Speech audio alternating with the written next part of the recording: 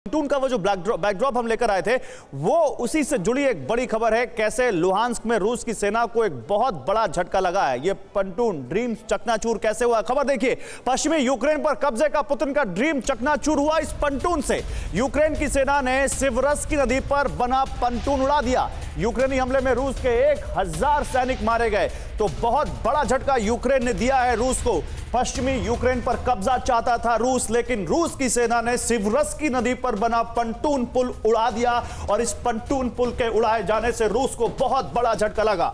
रूस के 1000 सैनिक मारे गए इस हमले में और यह बहुत बड़ा ड्रीम जो चकनाचूर हुआ पुतिन का इस पंटून पुल को उड़ाने से। सवाल यह है कि वाकई जो हमारे एक्सपर्ट कह रहे हैं कुछ, यूक्रेन रूस को अब और ज्यादा बड़ी चुनौती दे रहा है। सवाल यह है कि क्या यूक्रेन को और बड़ी मदद मिल गई है।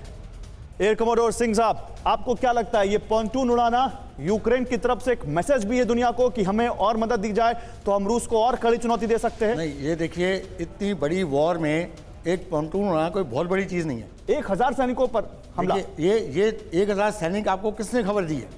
या आप इसकी खबर का पहले पुष्टि होने दीजिए। आप सबसे यहाँ तो कोई एजेंसी नहीं लगती जो पुष्टि करे। रूस जो कहता है उसकी पुष्टि वेस्ट नहीं करता, वेस्ट जो कहता है उसकी पुष्टि नहीं करता। किससे कराए पुष्टि? आप बताइए, उससे करा लेते हैं। मैं आपको कहता हूँ एक बहुत बड़ी इंफॉर्मेशन वॉर जो चल रही है, जो आजकल की हर वॉर का हिस्सा है। जब से इराक वॉर शुरू हुई है यूएसए की, ये इंफॉर्मेशन वॉरफेयर, प्रोपेगेंडा वॉर। मैं आपको और जानकारी देता हूं, मैं आपके इन व्यूज का रेस्पेक्ट करते हुए और जानकारी देता हूं, उसके बाद इस पर और बात करते हैं।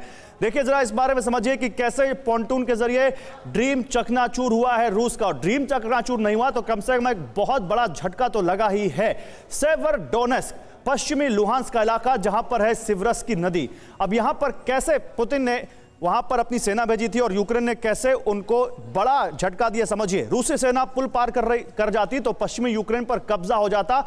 पश्चिमी लुहांस्क के बहाने यूक्रेन रूस के टारगेट पर था और सिवरस्की नदी पार करते वक्त यूक्रेन ने मिसाइल दाग दी जब रूस की सेना यह पुल पार कर रही थी और यूक्रेन के मिसाइल हमले में यह पुल टूट गया। यूक्रेनी हमले में रूस के 1000 सैनिकों के मारे जाने की खबर है, लेकिन सवाल यही है कि यूक्रेन जो कह रहा है उसको माने। रणनीतिक तौर पर नदी पर बना पुल बहुत महत्वपूर्ण था, लेकिन रशिया ने अभी तक इसकी कोई कंफर्मेशन नहीं की, ये बात हम मानते हैं।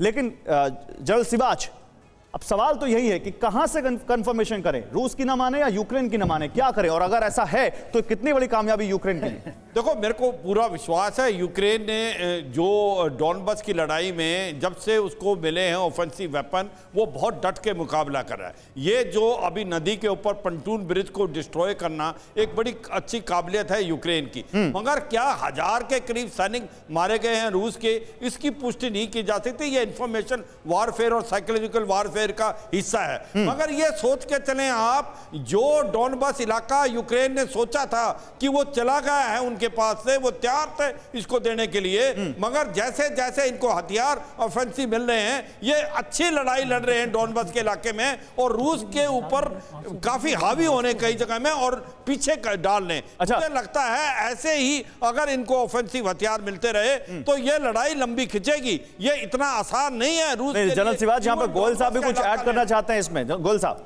मैं खाली ये कहना चाहता हूं कि रशिया के लिए एक ये टैक्टिकल लॉस हुआ जरूर है, चाहे 1000 मरे हों, 500 मरे हों, 200 मरे हो, कुछ भी हो। लेकिन एक जो पोंटून ब्रिज था उनकी जो आर्मीज को क्रॉस करने के लिए, वो एक रास्ता ख़त्म हो गया है। ये तो एक लॉस जरूर हुआ है रशिया के लिए। और एक बात साफ जाहिर है कि यूक्रेन को बराबर उकसाते रहेंगे यूएस से आगे बढ़ने के लिए। आपने बड़ी बात कही सर, आपने बड़ी बात कही। मैं आपको इसलिए बीच में रोक रहा हूं क्योंकि इसी से जुड़ी एक बड़ी खबर आ रही है। वेस्ट कंट्रीज, यूरोपियन कंट्रीज को अगर हम एक मान लें तो वैसी ही खबर है जो बात अभी डिप्लोमेट सुरेश गोयल साहब कह रहे थे। फिक्र आपकी, सोमवार से शुक्रवार रात 9 बजे सिर्फ TV9 भारतवर्ष पर।